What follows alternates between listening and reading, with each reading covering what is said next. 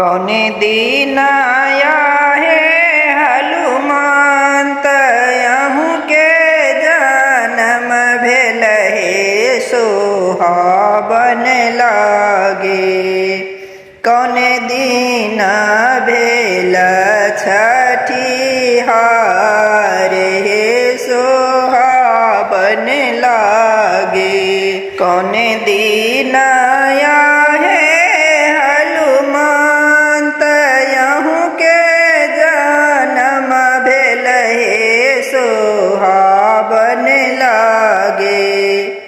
कौने दिन भेल छठिहार हे सोहावन लागे।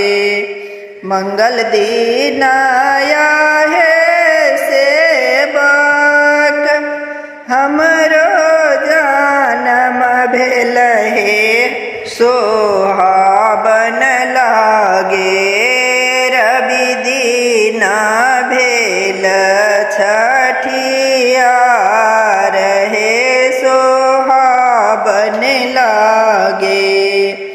मंगल दिन आया है सेवक हमरो जन्म भेल हे सोहावन लागे।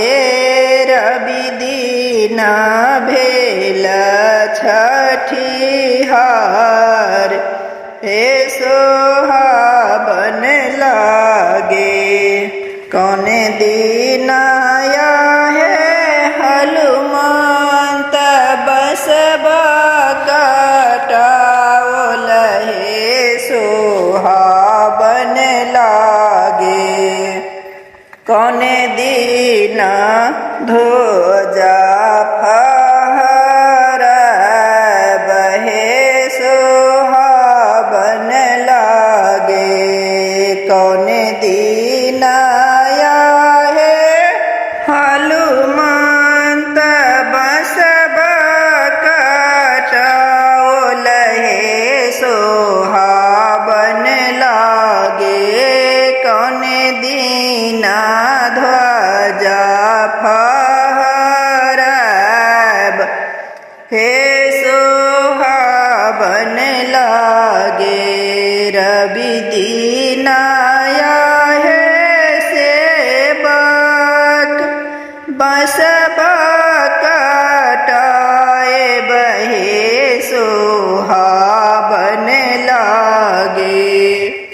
मंगल दिन ध्वजा दे बहे सोहावन लागे।